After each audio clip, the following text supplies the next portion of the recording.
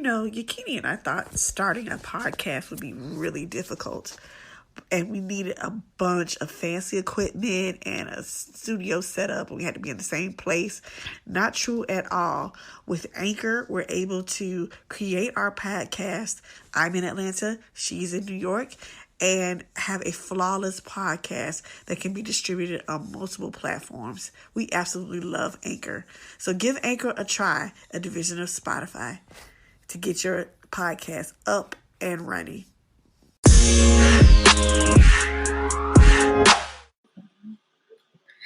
Hi, you guys. Welcome to the Romance and Color podcast. I am one half of the team here at Romance and Color. Tatianna, again, my partner Yakini, is in New York as an essential worker and is fighting the good fight with COVID-19 as we are quarantining and hopefully wrapping up our last days in quarantine. And speaking of last days, today marks our close of our first season of our podcast. Yay!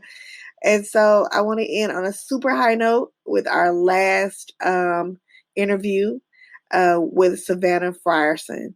But last week we talked to N.G. Peltier, Natalie Peltier, all the way in the beautiful island of Trinidad and Tobago. And we talked a lot about her writing, her Caribbean heritage, what she wanted to express with her writing. And most of all, if that episode did not make y'all hungry and we talked about food and soca and make you want to run out and get some Caribbean food, I don't know what's wrong with y'all. But it was such a good episode, and I hope you all enjoyed it because I really enjoyed listening and talking to Natalie. But this episode, we talked to Savannah Frierson. She is a Harvard-educated South Carolina girl, born and raised from the South, and has worked in many facets of publishing and media and things like that. But she's also a writer. And she made me rethink the idea of what a romance novel looks like. Because of in her latest work, she is talking about a polyamorous relationship and how that can be positive and romantic for some folks. But I don't want to give too much away. I want you all to listen to Savannah in this interview. And I hope you all, in our watching a romance segment last week, took a look at Hollywood on Netflix with Ryan Murphy, which is so good. And speaking of polyamory, there's some stuff in there about polyamory too. But you know what? I'm not going to say another word. Without further ado, please listen to our last interview in our Writing in Color series with author Savannah Frierson.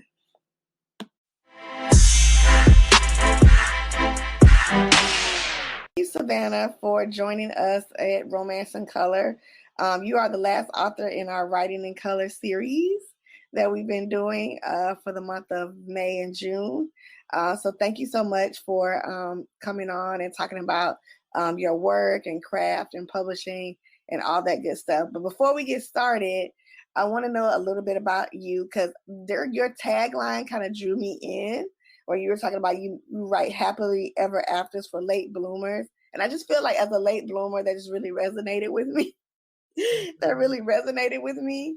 Yeah. So can you tell us a little bit about your work and what kind of drove you to writing or inspired you to write romance novels?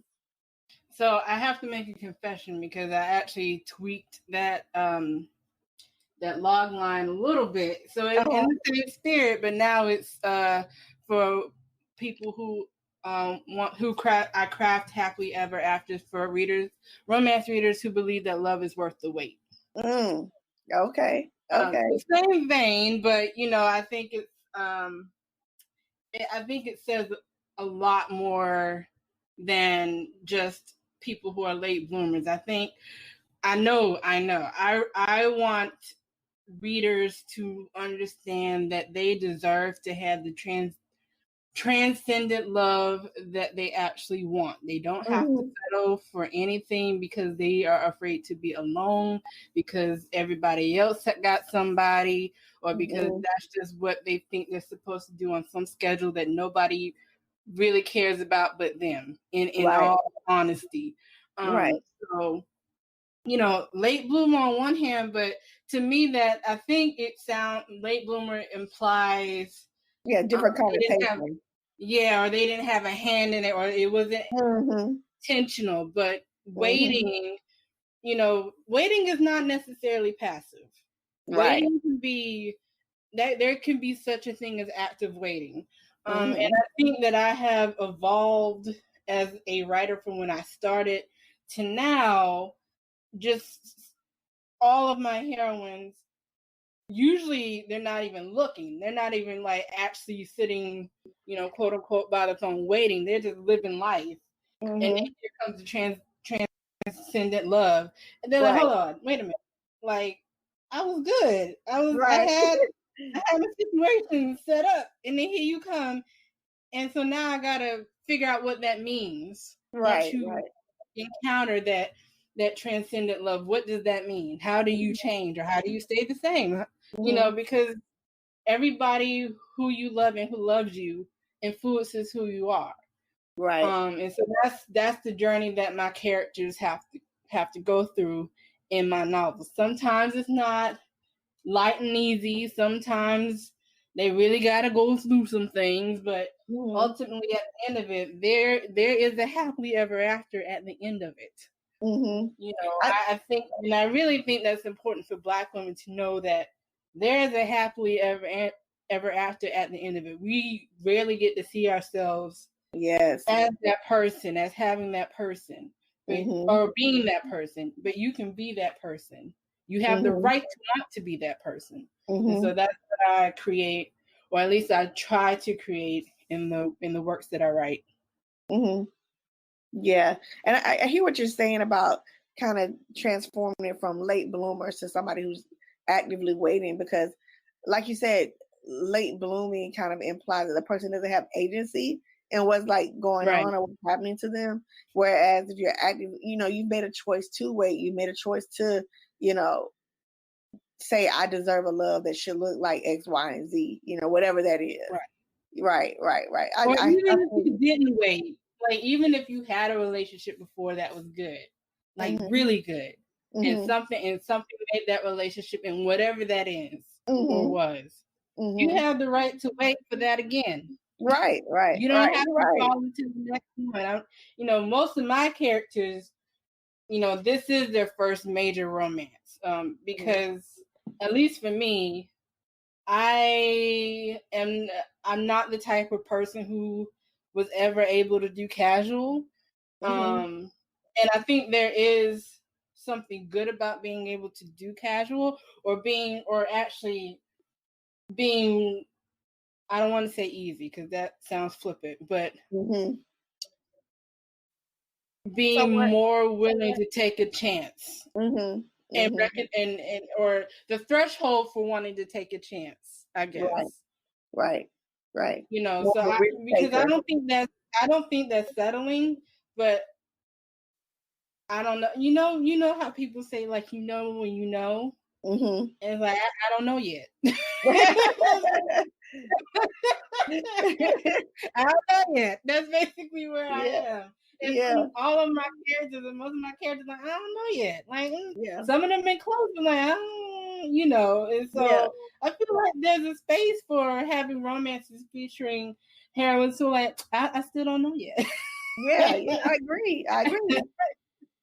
So there are women out there who are reading, like, when they're reading a romance novel, they're like, they're not saying they're jaded, but they're just kind of like, come on now, it doesn't, it's not gonna happen like this.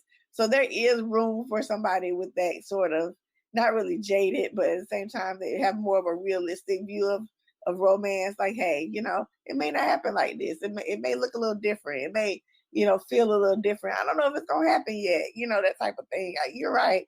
You're totally right. So when did you first fall in love with romance novels themselves?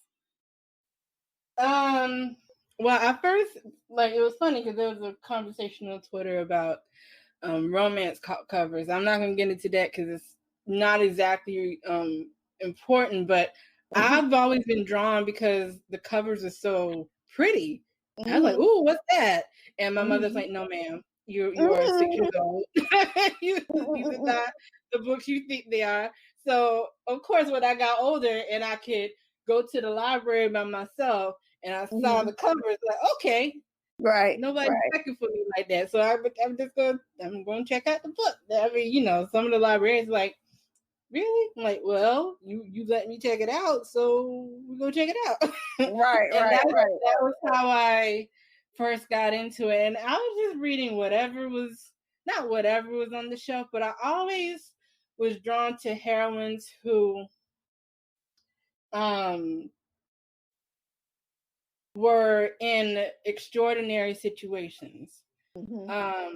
So they weren't extraordinary, but the situation was extraordinary, and therefore they had to rise to the occasion. And then there was, so I admittedly read a lot of Indian romances, also because those were the ones that had people of color. Yeah. So I'm like, okay, and they were interesting.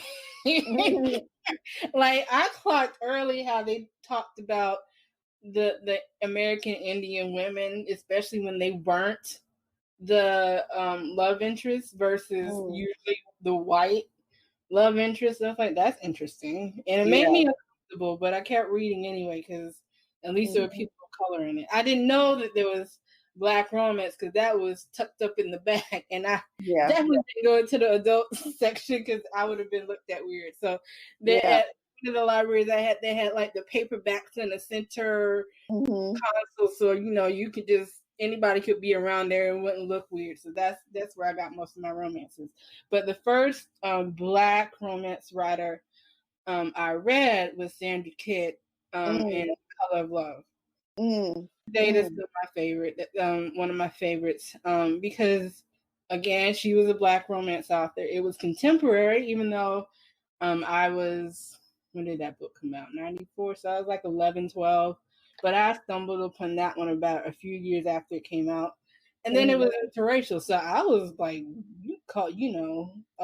revolutionary, right.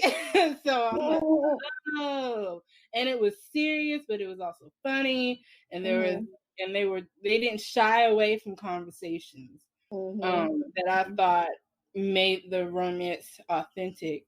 And I still flip through that book. I still go to key scenes, like those turning point scenes that kept you turning the pages and things like that. So that was my first one. So I was about the typical preteen when most of us pick up early readers start to pick up those books. Like, my mother was a mystery reader, so she didn't really have much. So it was literally being 6 and saying, "Oh, pretty cover," and then when I finally got old enough to like pick out my own books, those ended up in there along with the Maniac McGee's and the the Animorphs. Like, I was a very broad-reaching reader. So and the Road Under Hear My Cries, all of that. So your library experience sounds like mine growing up. Did you grow up in the South? I see you're in South Carolina. Did you grow up in the South or? I did. I was. I actually, both sides of my family are from the South. My mother's side is from Macon. My father's side is from King Street, South Carolina. So I wasn't born in the South. That was. I say that because growing up, I feel like the romance novels, if they had Black people on the cover, they automatically segregated them. You know what I mean? Yes. So they put them all in the Black section. It didn't matter if it was a historical novel or a romance. I mean, a romance that was purely straight up 100% romance, not really contemporary fiction or not really women's fiction, but it was a straight up 100% romance, sweet romance, any type of romance, and it had Black people on the cover. They threw it right in with you know, the And I black. think that was the other reason why I wasn't finding them, because I would then go to the romance section and it wasn't there. So, Right. if I think I stumbled upon the black romances when I had to look up a Maya Angelou or Tolstoy. It's like, oh, yeah, like, oh, that's what Beverly Jenkins is. Yeah. But by then I was in college and didn't really read a lot of romance in college. I was reading other things so I could graduate. But then after I graduated, Harvard, right? Yes. Yeah. Okay. And then after that, that's when I discovered Beverly Jenkins. Was after graduation. I worked right next door to a Borders. Rest in peace. I know. At first, I checked her. No, I found Miss Beverly first. Where was I going? I was going somewhere, and I just popped into something I don't ever do. I popped into one of those airport bookstores, and Wild Sweet Love was looking at me, and I was drawn to it because it was a short-haired, dark-skinned Black woman on the cover. I was like, so I picked it up. That was it. And she had me from there. And so I downloaded every single ebook. And this was back, there was no Kindle back then. There was the Adobe Digital Editions, which were hard. It's all get out to download. Yeah. That was just, I'm so glad we got it. Yeah. I remember that. And then after that, I went and bought up just about every book I could get my hands on. From Miss Beverly Jenkins. So that was it. And then I got to Rochelle Allers, and then I got to Frances Ray, and then I got to, Alice Whitson, and I got to Gwen Forster, Gwyneth. I just at my bookshelf now. I'm like, yes. And then moved, and then Genesis Press came along. Like, oh, thank God! Now we can really read some diverse African American romance. That's when they really started doing interracial romances. I didn't study interracial romances in college, but I studied interracial fiction because you can't really come out of the South and not be confused about why things are the way they are. So I was reading, studying the fiction, not romantic. It certainly wasn't romantic. And then I was like, well, I'm going to marry what I did in college with my love for romances. And that's how I started writing primarily interracial romances. But yeah, and then Genesis Press, and you get introduced to all these fantastic Ceresia Glass and Crystal Bright and Crystal Hub, all these people. AC, well, she didn't write interracial, but AC Arthur was another author that I found out through those Genesis Presses and the Parker Publishings. And then, obviously BET Books and Arabesque, and then that became Command. So I think it definitely had a heyday back in the late 90s. Yes, I did not realize how spoiled. Yeah. I know. Now that I guess diversity is being pushed so much now, I guess we're fortunate enough to see more Black folks in the mainstream. Yes. But oftentimes, I was talking to somebody else, oftentimes we don't even know that. Let's say you go in the bookstore, you might not even know this book is about Black people until you either A, look at the inside the book jacket and see who the author is, or because the covers are kind of like, okay, what is this? I guess they're trying to appeal to broader audiences sometimes, and you're not quite sure, what's going on here. But yeah, I feel you. Well, you can't even rely on the author, because that's true. Sometimes the author cover picture, because sometimes Black authors are not writing about Black people, which is perfectly fine, and or sometimes the books that are about Black people are not written by Black people, right? So you just have to. Ultimately, I try to read books that have Black heroines. That's my primary way that I choose a book. But ultimately, I am trope driven more often than not. Same.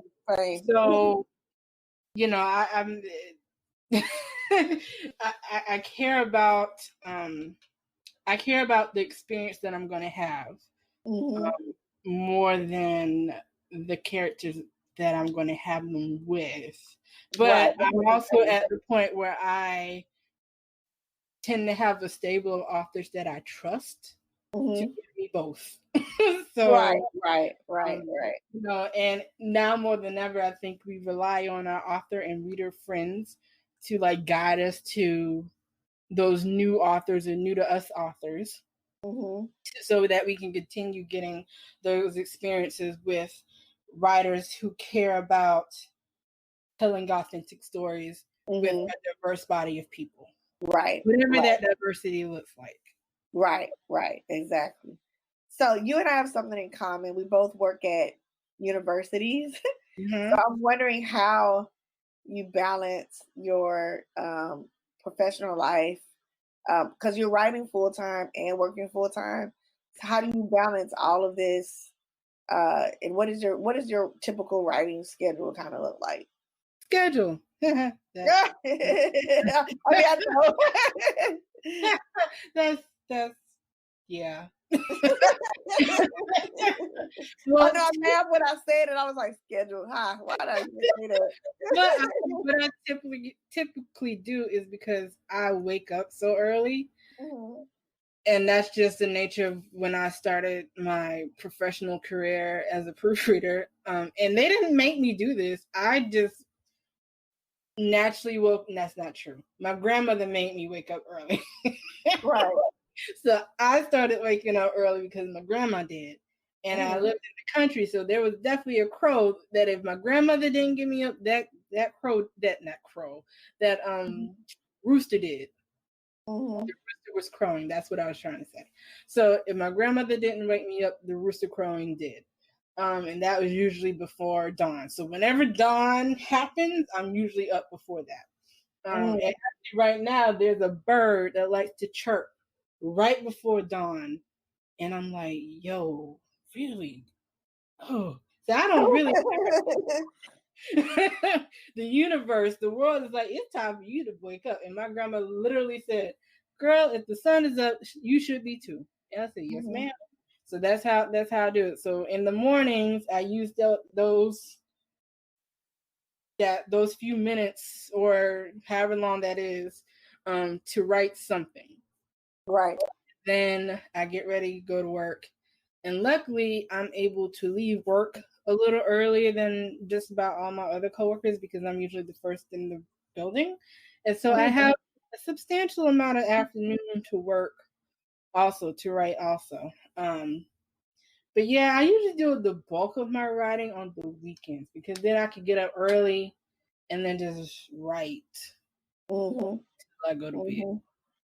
Wow. Okay. When there's a moment at work, and this is something that my co-workers and my supervisors have been very generous about. If there's a slow moment, they will allow me to write. But especially when I was a proofreader, they're like, sometimes I didn't get a project to proofread, and it's like, well I'm not going to just sit here. Right.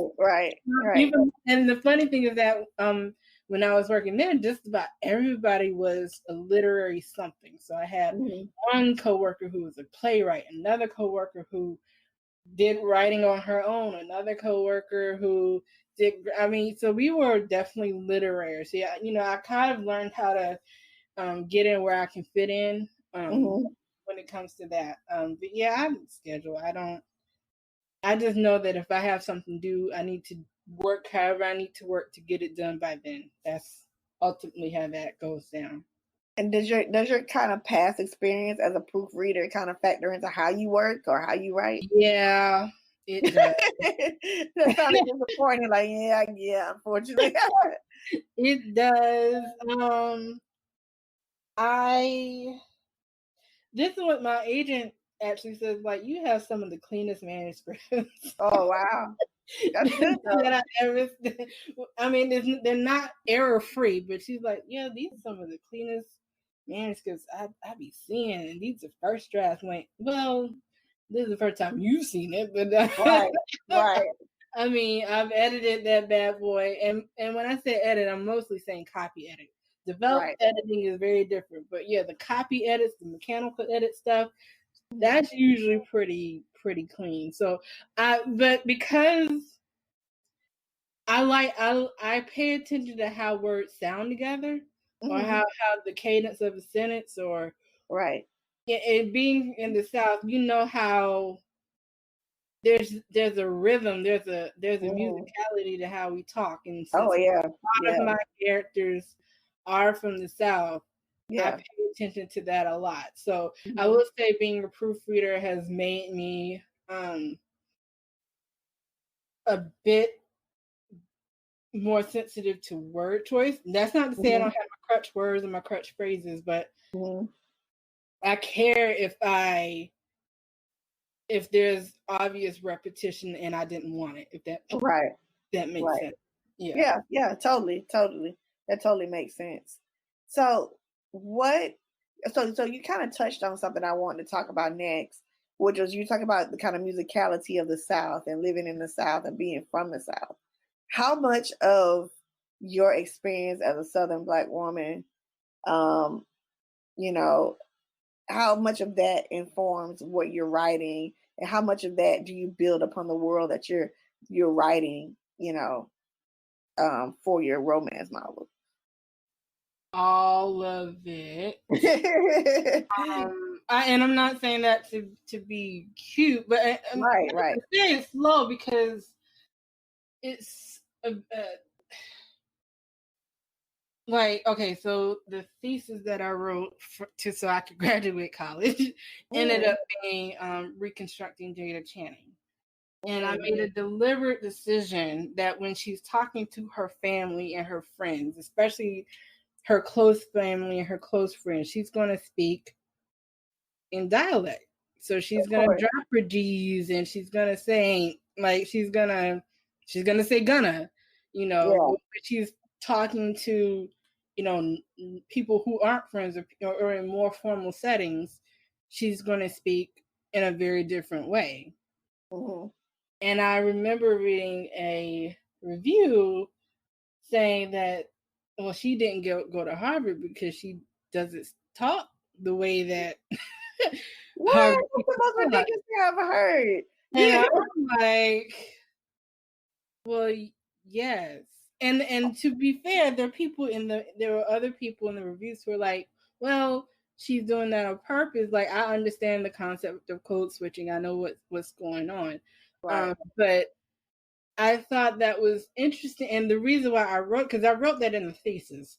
And they understood that, and I said this to somebody else, because I think I was feeling a little not nervous, but hesitant about even doing that. But then I had to say, well, you know what?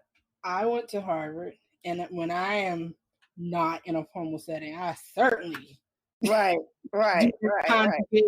in standard English. I just don't. So I think that's just so absurd to me. That's just so absurd, because some of our greatest literary minds, particularly in the African American canon, wrote in dialect. So what? I was just talking about this with my sister. She was like, "Remember when we had to read,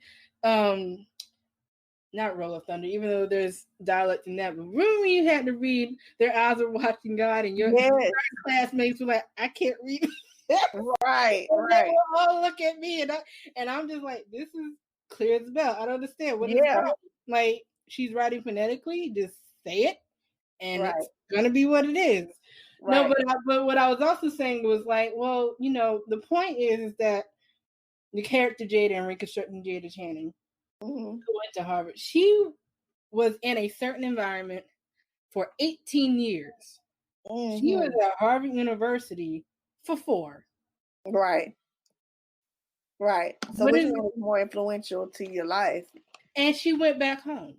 Let me tell you, somebody who came from the South, lived up north for 8 years, and came back home. My sister said, "Girl," I said, "Yeah, it's kind of." I was turning my roommates at school were like, "I'm sounding like you," and I said, "Not quite, but it's one heck of a dialect. Like we have a good It's a nice character of a speaking dialect that we have down here, particularly among Black people. Like my grandmother and my aunt do not speak the same, even though they're from the same area in Georgia. And I love listening to them talk. And I have another friend who does not talk like I do. I have a very different way of talking than she does. Like she, I think, is a more stereotypical Hollywood Southern dialect. I love it, and it's funny because when I was up at Harvard and I met other Southerners, we were like, I think you're from Texas. I think you're from Alabama. I think you're from North Carolina. Like we could generally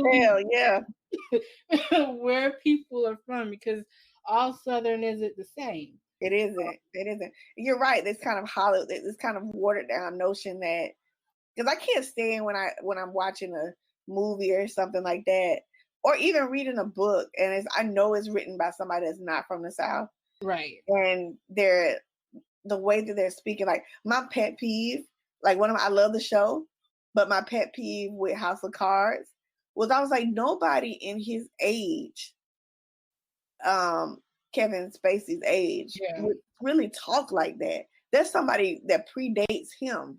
You know what I mean? That would really talk like the way he talk. That's not how we talk. Right. It's not how we talk. That's no. No, I'm like, dude, I was like, I've been to Gaffney, South Carolina. I know what it sounds like. You know what I mean? It does not sound like that. You know, it's crazy. I totally get that. People think that it's kind of monolithic and things like that. So in your writing, what kind of we talk about those things? What kind of stereotypes and things that you want to kind of break when you're writing, like when you're writing your characters, particularly in romance, all the things from the South, being Black women? What kind of things do you kind of want to shake up in people's like minds when it comes to romance and things like that, that are quote unquote stereotypical things that you want to? I guess I don't know if you're trying to avoid a trope or avoid a stereotype or things like that, but what kind of things are you like? When I was a newer author, I think I wanted to write against the notion that Black women were hypersexual. So my heroines became not asexual, but they wanted to wait, or they wanted to find the right person. And I really hope that I struck the right balance of this particular character's choice. This is not a value judgment on other people who have chosen. I mean, that was the purpose of Shay. Shay, who is Jada's best friend, basically her sister. Like, Deshay was more of a quote unquote stereotypical rough edge Black girl, but Deshay was also an entrepreneur. Deshay was I don't want to say overcome, but she blazed the path for herself that, society would have written her off for. Deshay was Jada's support system. Deshay was the one who was like, what we not finna do when it came to Jada. Deshay was the one who was like, girl, you better go get your happiness however you need to get, so I was trying to present a different a different,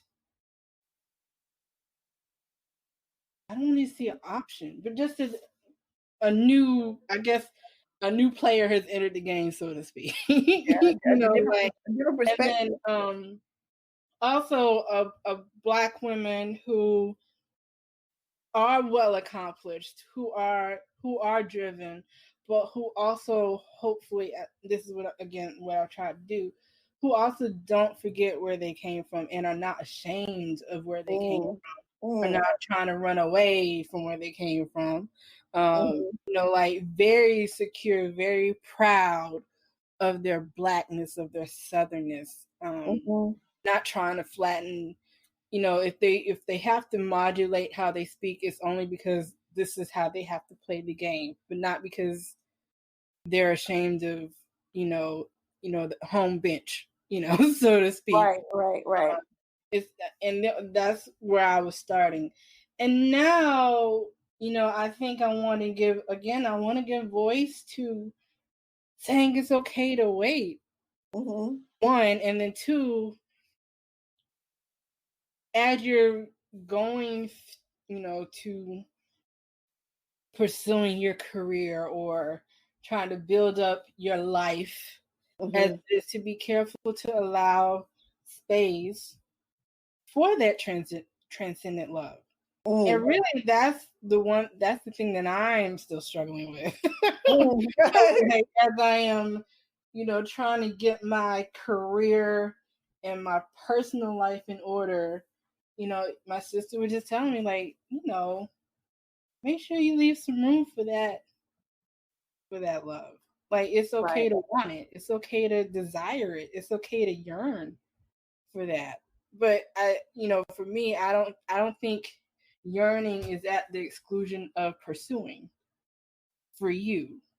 I don't know. I'm not making that make sense, but it makes sense. It makes sense. I think, at least in my generation, we were always told, especially this is the thing that you hear for Black women, you don't need a man. It's like, but it's not about need. Right. It's about want. It's not about need. It's about I would like, and not even just a man, a partner. You don't need like, but actually, though, the way that humanity is set up, a lot of us do. Yeah. Yeah. A lot of us do right. that. And it's okay.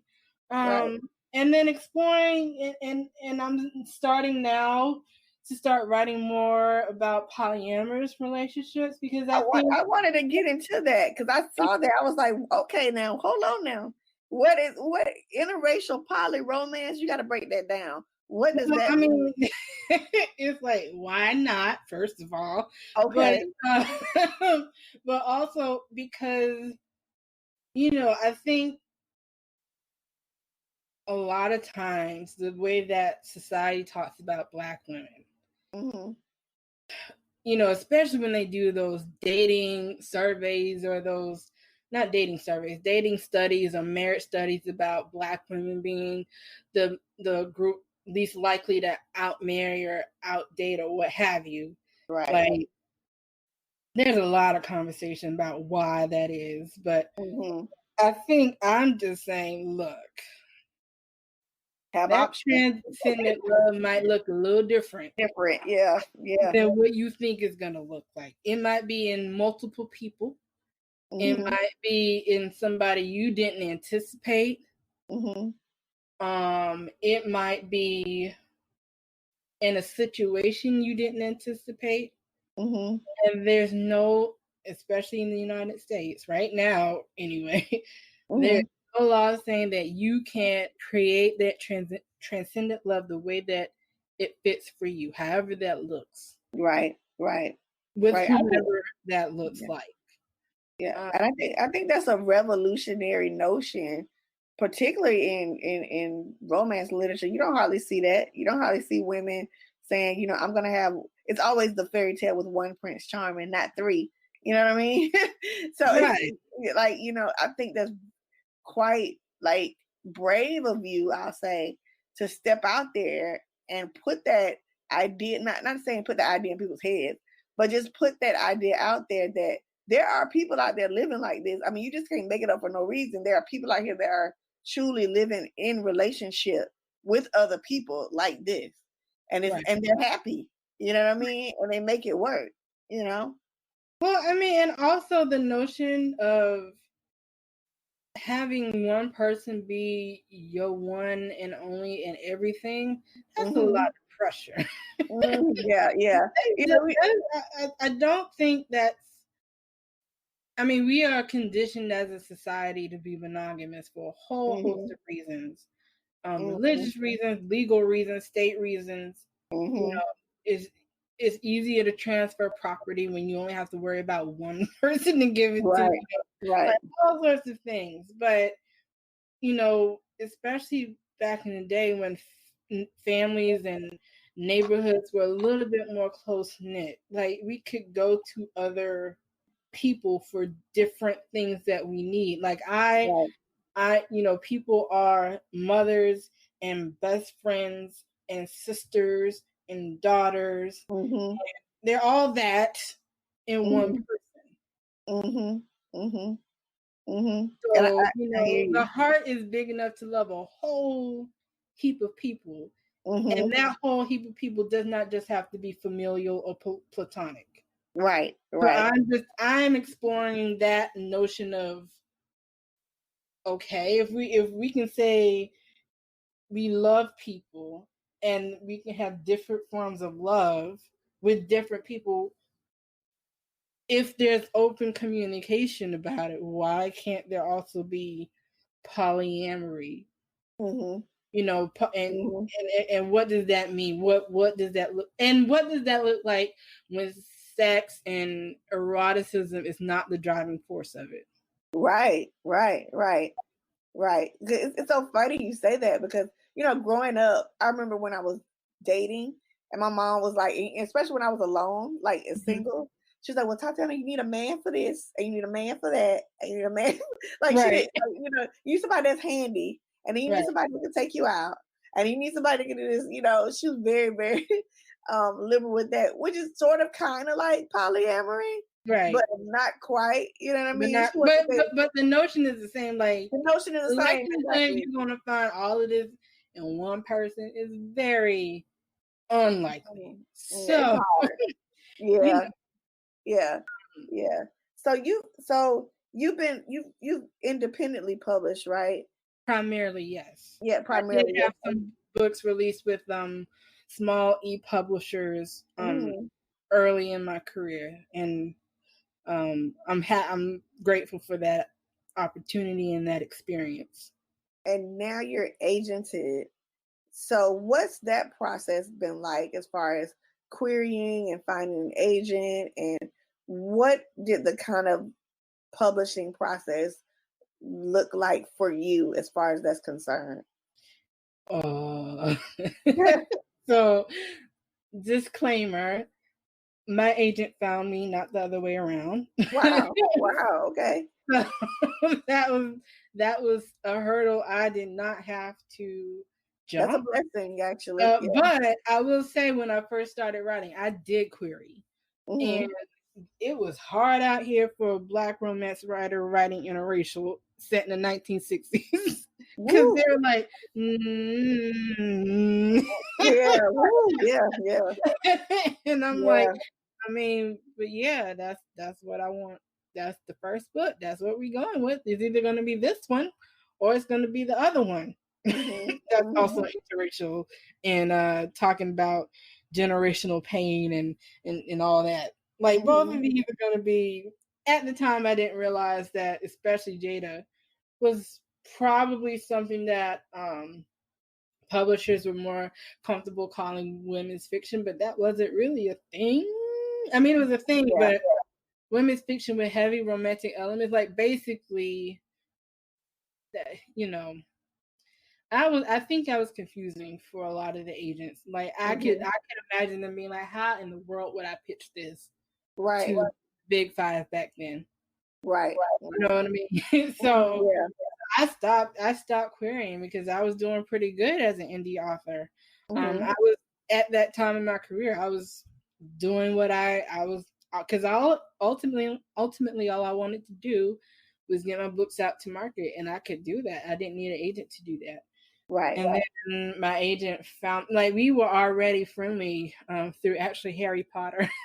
So we were in communities on LiveJournal, and so that's how we knew each other. And then I think I don't remember which book it was that piqued her interest, but she's like, yeah, I want to represent you.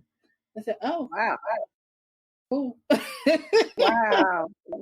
I've been with her ever since. That's 10 years ago. That's awesome. You were just like, it's just a blessing in disguise for you. Trust me, I've been out here. I've queried a couple times, and I've gotten some rejections, and I'm like, I had rejections. I had partial requests, had some full requests, but it wasn't meant for me. So, now, that's why I always preface when people ask me about my agent journey. I'm like, look, this is rare. This is not. This is definitely the exception.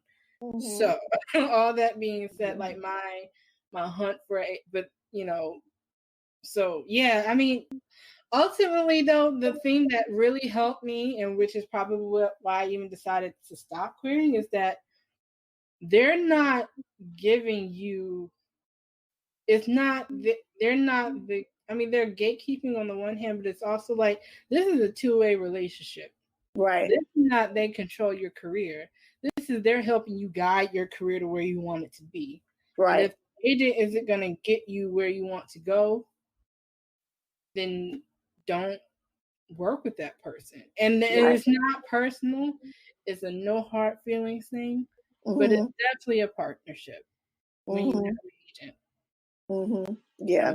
You need to you got to do your research about, okay, where does this person sell most of their projects? If you are an author who wants a big 5 print run, and the agent that you're looking at is primarily selling books to e-first publishers, and doesn't have a track record of having those books converted into print runs, then that person might not be the right person for you. That doesn't mean that this person isn't successful.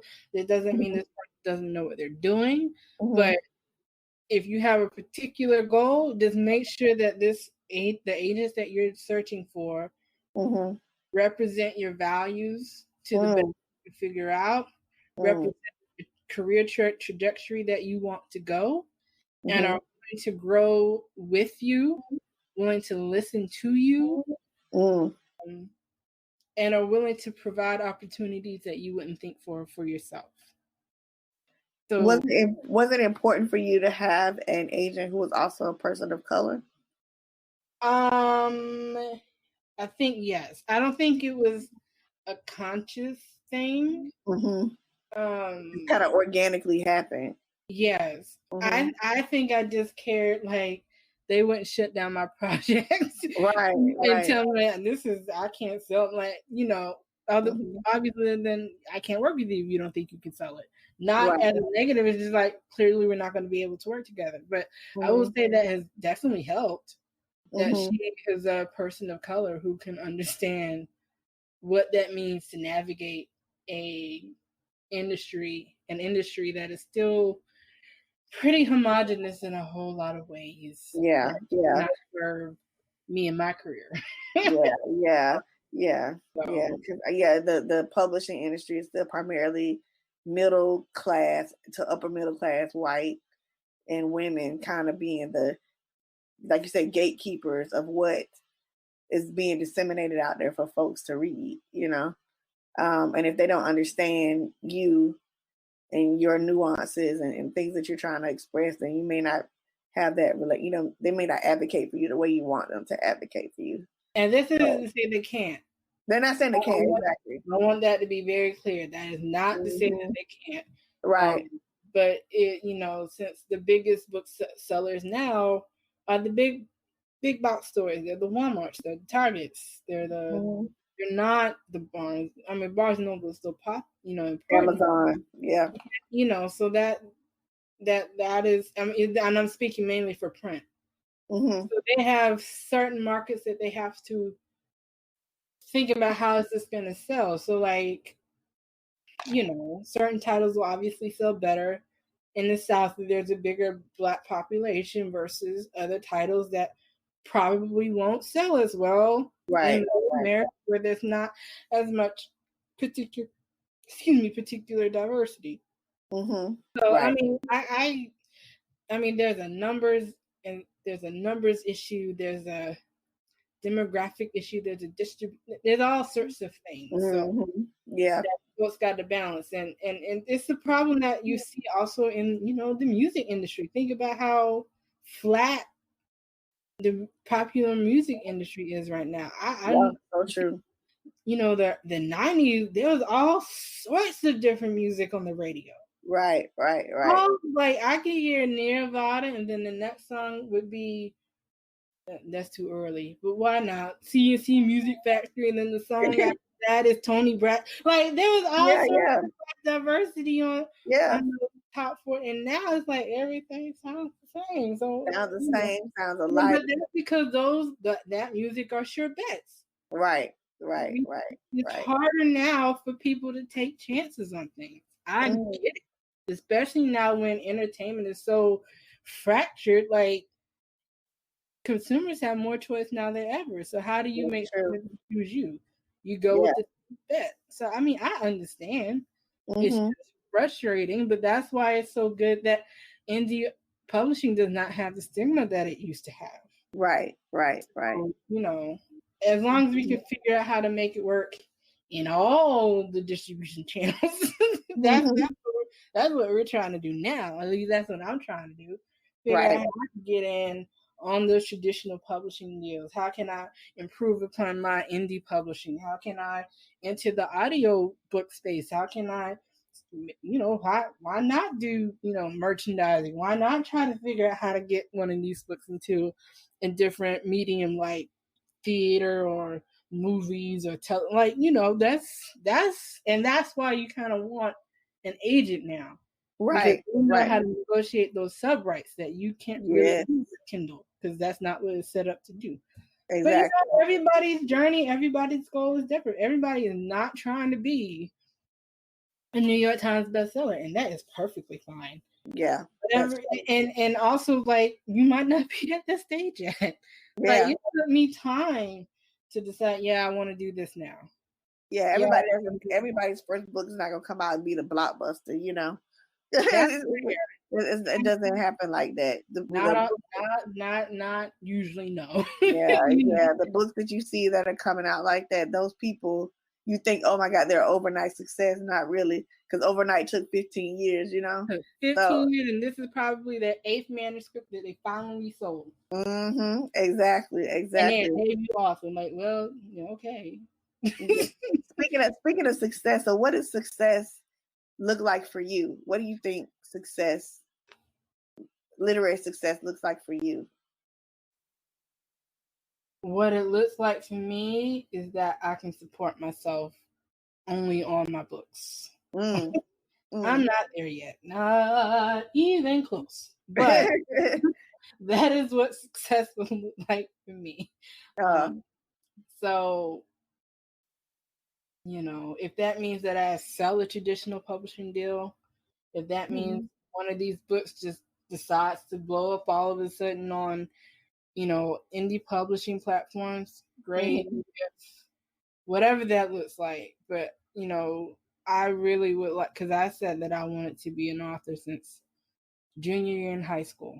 Right. Like, this is what I wanted to do. But also, I think success is, am I somebody people want to work with? Somebody people want to see succeed. Somebody, you know, who is supportive of other authors.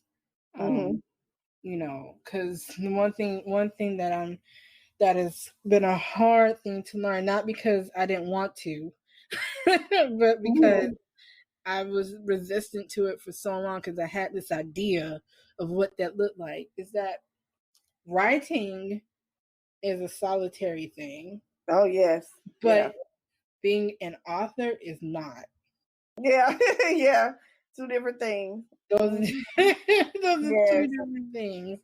And like, you can't, no longer can you be a successful, well-renowned author and nobody know who you are. Those days are long gone, and I had to mourn that fact for a long time. But yeah, now that's important. Now you have to have a good crew of people around you, right, to help you and keep you motivated, keep you.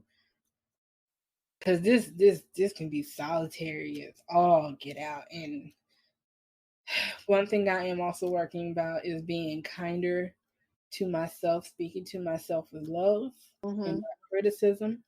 And sometimes you need people to help you with that. Yeah.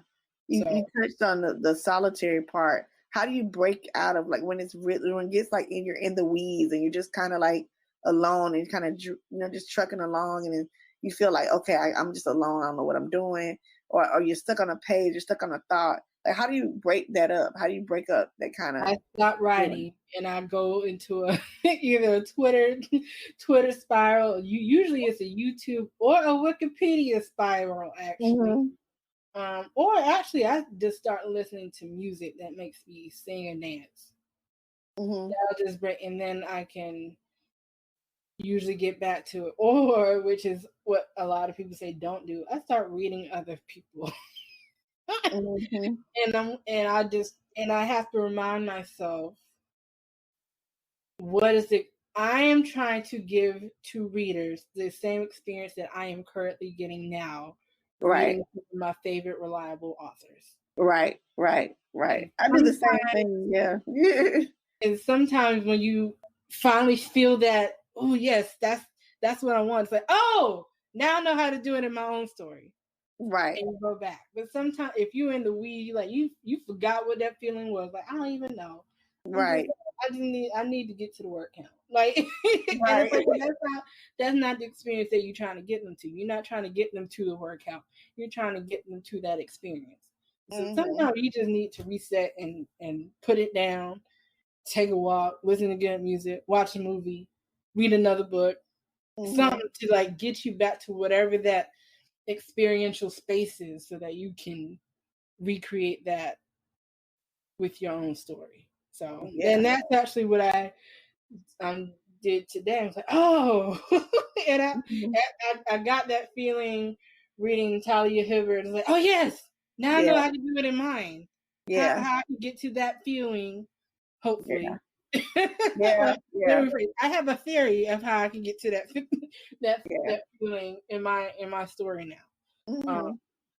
But I know authors who are like, I can't read other people's work other people's romances when I write, and that's perfectly fine. Like, different processes. Like, so I completely get it. But yeah, that's, for me, that's how I do it.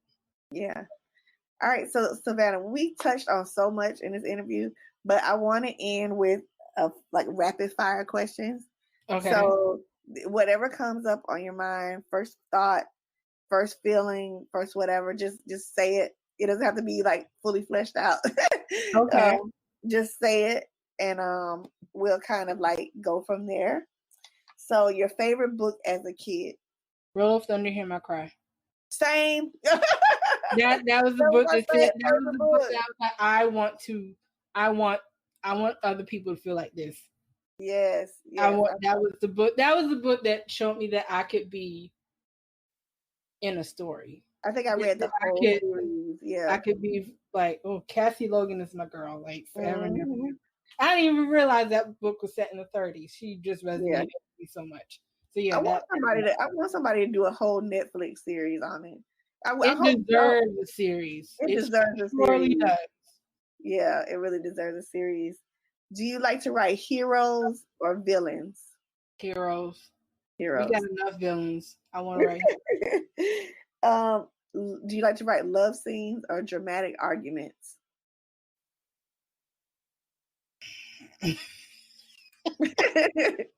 Actually, neither. I like slice of life. Okay. I like slice of life, but if I had to pick between the two, probably love scenes. Okay. I know this is a little controversial because these are two different mediums and things don't always translate well, but what's the best book to movie that you've seen?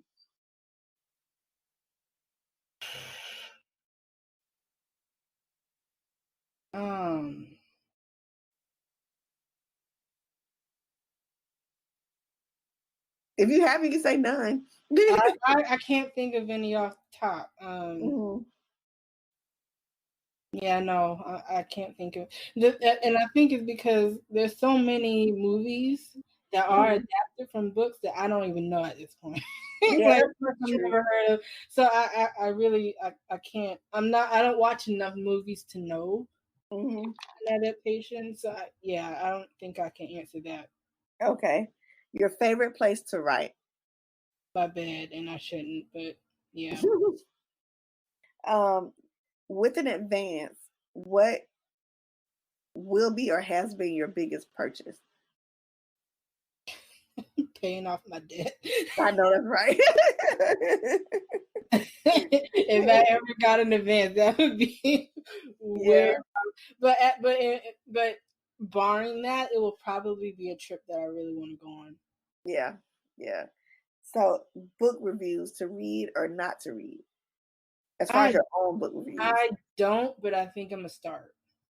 I'm gonna say no. Well, the reason why I say that I'm probably gonna start is because they'll tell you.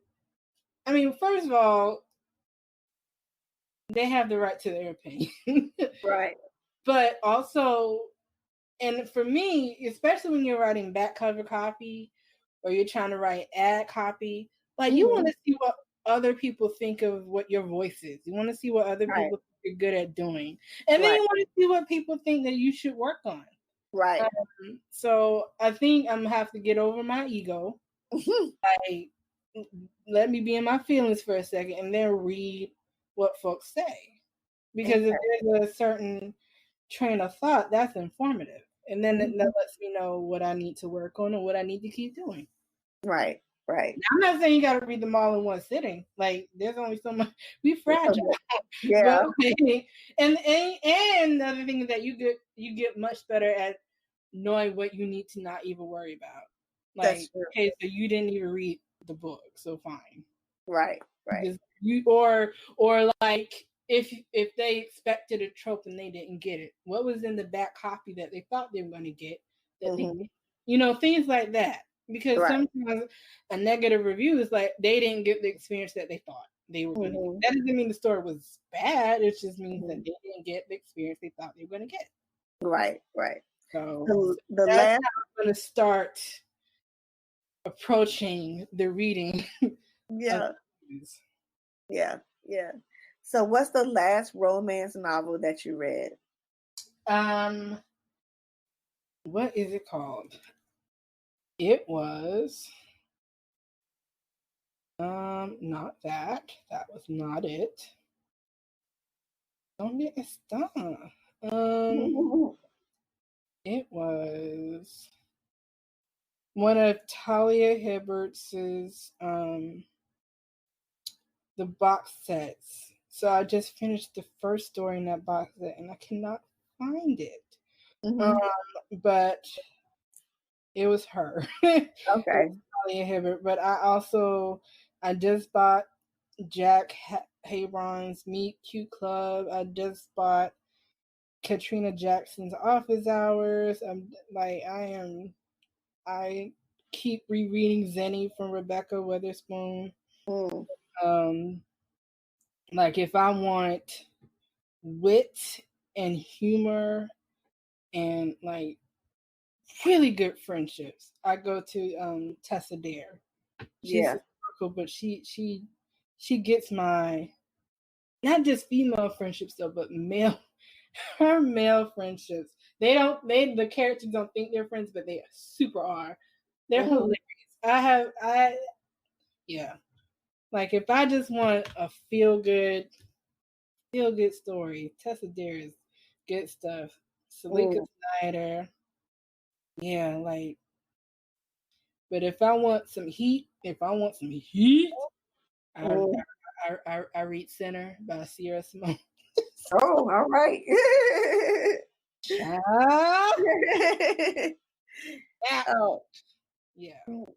But yeah, it was Talia Hibbert. I can't remember the name of it. It's not showing. Is it the dirty British ones? Yes. Yeah. I downloaded one, I bet, and I haven't finished it. Please finish that. That one is delightful. Yeah, I downloaded it. And I was like, okay, I haven't finished it. Yeah, but, no, it was definitely that it was Theo and Jenny. That's the Jennifer. Yeah. That was the story I just finished reading. Oh, okay, cool. So, music, does it help you write? And if so, no, no, it does not anymore because I end up singing. Oh Lord. No, man, you gotta buckle down. So, but if I need to be in the head, like I was writing a story that's not published yet and not even done, but part of the storyline was that they're filming a movie set in World War II. England or Italy, someplace, I don't know. And there's a band, there's a lounge act in the story. And so I was listening to a lot of that era of jazz, so a lot of Ella Fitzgerald, a lot of Sarah Vaughan, even though I think she's a little bit later than that, but that type of, but they sing the standards. So I was listening to that to help me get in that headspace. But yeah, if I do listen to music, it does not have any words. If I'm trying to actually do work while listening to music, it's instrumentals. Yeah. I tend to like not techno, but I like throbbing bass. Mm-hmm. Like really bass heavy or a lot of pulse, but not really so not lo-fi, because I think lo-fi is too relaxing. Yeah. Yeah. So it used to be classical, but because I played the viola, I would get distracted because I would know what the song is. Oh Lord. And then I would end up like remembering what the finger patterns were. I'm like, okay, that's not gonna work anymore. But I love me some Gustav Holst, like the Planet. So yeah, that's why I can't really listen to classical as much. So yeah. So nothing that makes me sleepy and nothing that I can recognize, because then I'm a Gemini. I get easily distracted. So. Is there a book out there that you wish you would have written? I mean, yeah. I mean, where do I start? But the thing is that I could not have written it. The people who wrote it were the right people to write it. Yeah. It would have been a very different story if I had tried. That's why you can have a trope and have so many different versions of the trope, because people are going to approach it differently. Right. So I think, yeah, I think I would have. I think it's more accurate to say I wish that I had hit the emotional beats that those stories were able to hit. And I can't say that they didn't do that for other people. That's not for me to say. But I guess my goal is, I hope that I'm able to hit the beats the same way that these books that I love so much were able to hit me. I guess that's the best way to put that. Do you have a favorite word you use in your writing? Yes. Do I know what it is? No, but I'm sure if I look at some old drafts, I'll be like, oh, there it is. I think I say looked a lot. I say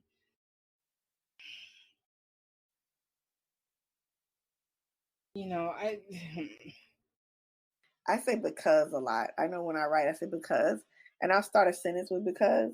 I know you're not supposed to, but I don't care. So I'm just like, yeah. I think for me, it's more punctuation than words. Like I love me M dash. I love me a semicolon. Meaning I am all about making the sentence be as long as possible. Like a long grammatically correct sentence is, for some reason, satisfying to me. Yeah. And my agent and my editor's like, honey, I need you to make them stop speaking. Right. Let's pause. But yeah, me and M dashes and semicolons are tight. Be tight.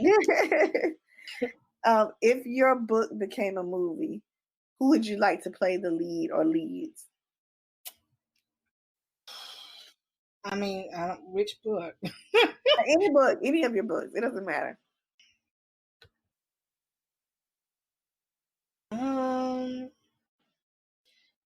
I think she's a little bit older now, but I think that Nicole Bahari would make a good Coralie Simmons. And I think she doesn't get enough roles. I love her. She doesn't get enough roles. She's from South Carolina, so I really want her to prosper. I don't know who would make a good Benny right now. I don't. Wait, I don't know. I think Benny is more of a vibe. More than a look. Like he has a pretty, I'm not gonna say basic, but he has blue eyes and brown hair. But he has a. It's a. The funny thing is, I think I had just seen some. Yeah, Benny is hard. He's a hard one because he's got far to travel. But yeah, Nicole Bahari could knock out Coralie.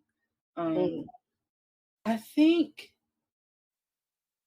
somebody said that Chris Hemsworth or Chris Evans would make a good Granger from a professional pack. And then who was the person that Layla Hathaway is not an actress, but she was the person that I envisioned for Dina. That kind of vibe for Dina. But yeah, I mean, I know that's hard.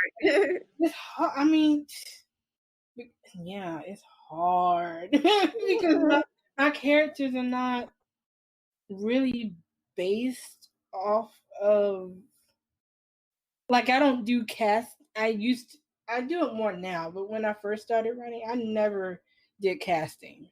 It was just, these are who they are, and that was it. So yeah, but yeah, definitely Nicole Bahari for Coralie. I have no idea. I had a vision Jared Leto for Benny, but mainly off of looks. But that's a no go now. Oh Lord. Yeah, I don't. Yeah, that I don't know. We can skip that one, man. Yeah, we can come back to it. Where do you see romance novels going in the next, say, decade? I actually think it's going to get more diverse. Now, whether traditional publishing follows along with that, who knows? But I think more and more people are willing to explore what romance can look like. And I just think I think of the things that I can write now that I couldn't write even 5 years ago. Like I did.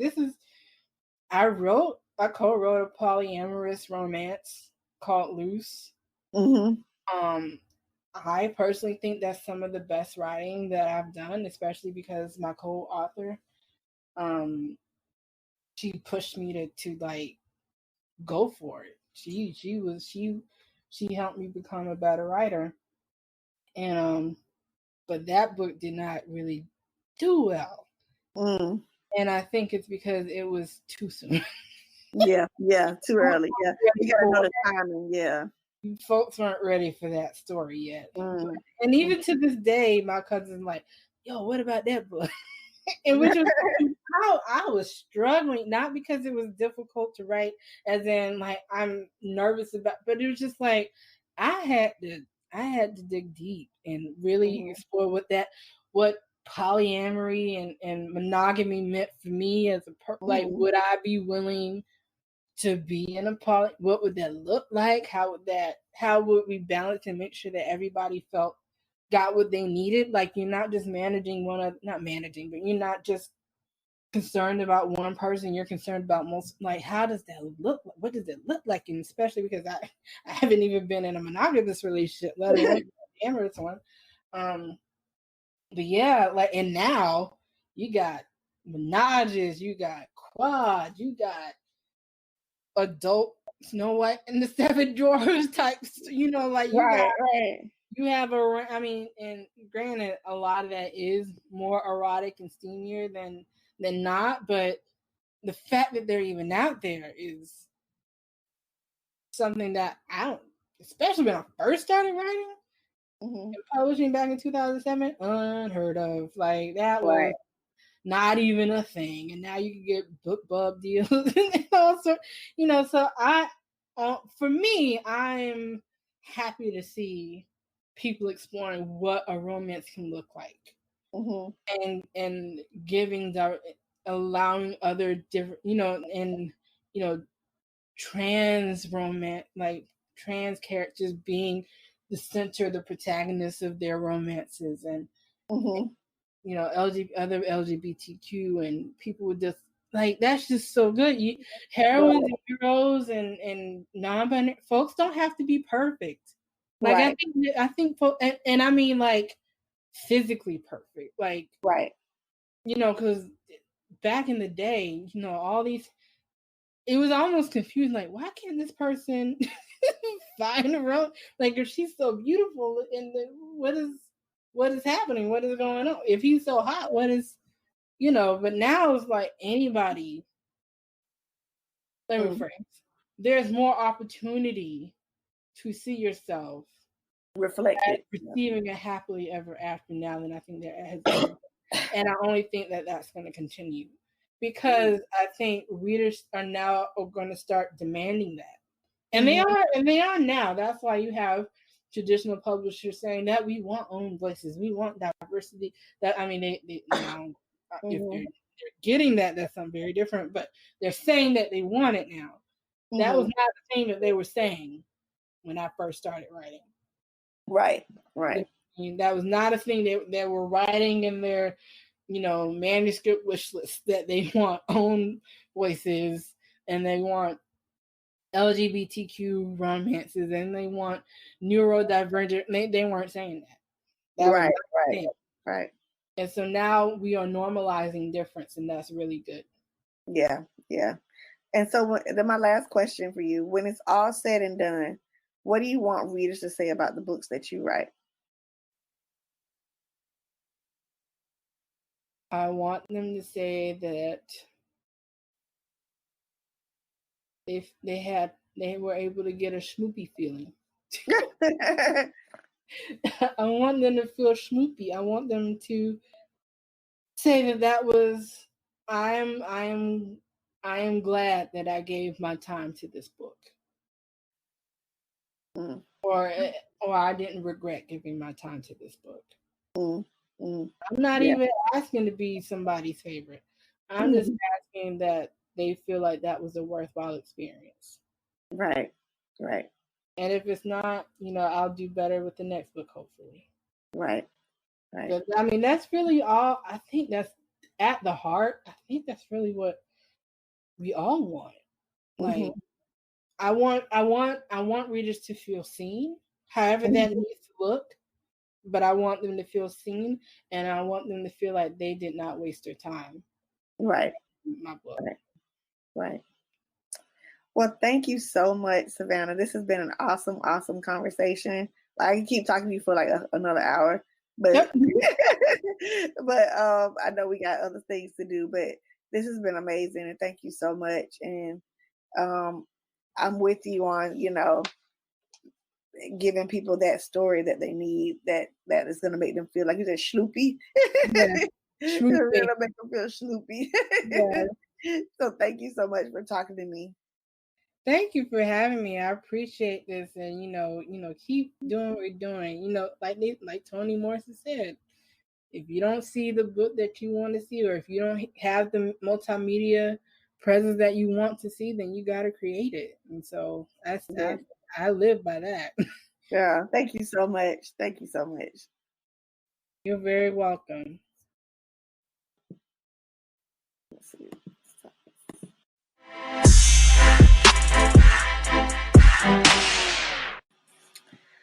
Well, you guys, that was our last episode in our Writing in Color series. I want to thank Savannah Frierson for her openness, her honesty, us talking to her about her work. You can find Savannah on Twitter and Instagram at SJF Books. That's SJF Books. But I cannot believe we are at the end of everything. This has been an amazing journey this season. Love and light to my partner in crime, Yakini, who, thank you for doing this podcast with me. I love you so much. Thank you for putting up with my crazy notion of just texting you out of the blue. Hey, you want to start a podcast? And being like, yeah, let's do it. So thank you so much. This season has been so much fun. It's been a ride. I know you haven't been here for the last part of it, but you have definitely been here in spirit.